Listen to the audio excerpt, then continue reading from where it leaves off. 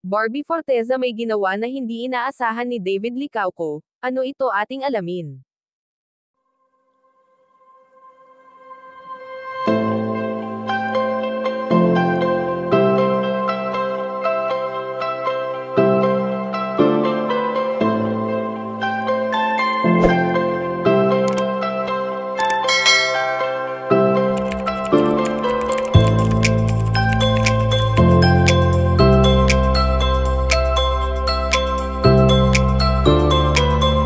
Aliw na aliw nga ngayon si Barbie Forteza sa buhay ng pagiging single, kaya naman mas minamabuti na lamang niya na mas magbigay ng oras o panahon para sa kanyang sarili.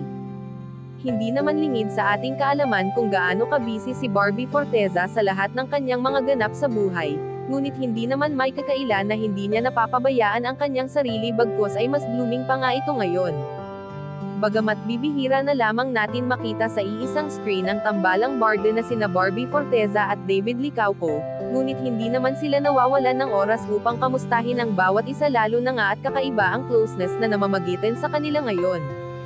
Subalit ayon sa aming impormasyon na nakalap na may kakaibang ginawa si Binibini Barbie Forteza upang may mapatunayan sa kanyang binuo na si David Licauco na talagang nagbigay kilig sa lahat ng mga taong sumusuporta sa kanilang tambalan. Ang pagpasok ni Binibini sa bahay ni Kuya ay naging palaisipan sa lahat, lalo pa nga at nitong nakaraan lamang nang lumabas dito ang pambansang ginoo na si David Licauco.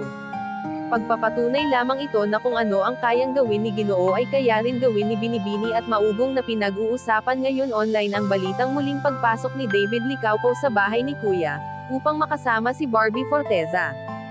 Kayo mga kachika, anong masasabi nyo dito? Please leave the comment and don't forget to subscribe.